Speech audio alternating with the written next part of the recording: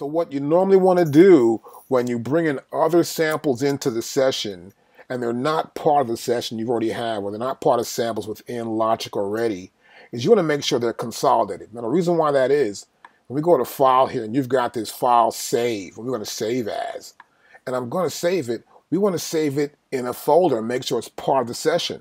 So until you've saved it and it's in that session or consolidated, it's still going to be outside the session. So for example, I'm going to go here and look at our project with a hard drive. We've got a bunch of sounds here. And I'm going to go to this one sound, this vocal, and you notice here it shows you the directory it's from. We're going further down. Now it's in Logic Studio Demo Songs.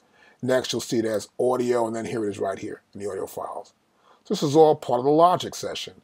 But I have another file here, which is right here. It's guitar, and it's different. It goes from the Skings to the desktop. Here's Fear, and then we got audio files here, and here it is right here, right? So it's not part of the path that you see here for this one. So it must be consolidated. So let's close this up here. This way it'll always be in the session. You normally go back here to File, and we want to go to Project Management, and we're going to use Consolidate.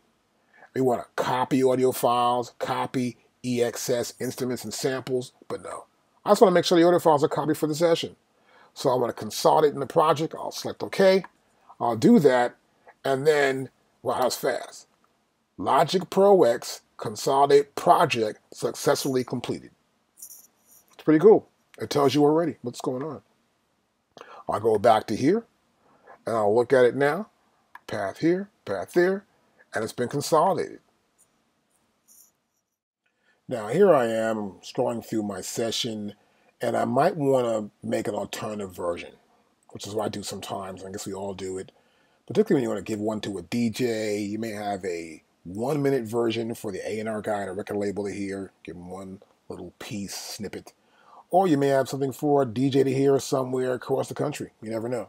So you want to save alternate takes. So right here, for example, I may just take this out. Let's edit that stuff out of there. Yeah, erase it, why not? And it's gone, right? And so I go ahead to File, and I want to save it as a new alternate take. And okay, this is Lily Fear 1. Let's call this Lily Fear. Let's see. I'll call this 1, 3. And I'll say, okay, that's a new take, right? That's what it's called now. Now, I want to make another version. Let's say I want to maybe throw this out here, right? And take that part out. And get rid of that. Yeah, why not? Get rid of it. It's gone. And I go back here, and I want to save it as a new alternate, right? A new alternate. And it's 13, 1, 2. And I'll save that. That's kind of cool. And so I have these different alternates, these different takes on the project. So I can go back here to Fear 1, and I want to load it back in. And it's looking for the part, looking for the pieces, where is it at? And they're all here. Let's go back to here, close this out, and get rid of that. And everything will be in here. I can go back to here, get my view straight, and everything's right there, as we can see right there, right? And if I like this view, I can always go back here, I can unlock, then relock it up, and my view is the same. See? I can go back into here. We're going to go to alternatives. We're going to look at alternative Fear 13, and it loads it back up. So this is important. You want to have different versions. You can do it. There's no problem with that. You can have different versions of everything going on in your sequence and everything here. You want to make sure you pull it back up, though, that it's going to have the same look. You can look at it and say, yeah, well, that's what it's supposed to be there. That's the way it's supposed to be. And you want to make sure you see it that way. It's important to view your tracks the way they're supposed to be. I can go back here. There they are again. That piece is missing. And the reason why we have alternate takes, we can have different versions. We can experiment around. But this is really cool because that way you can pull it in, you can bring it back up, and you can figure out what works and what doesn't.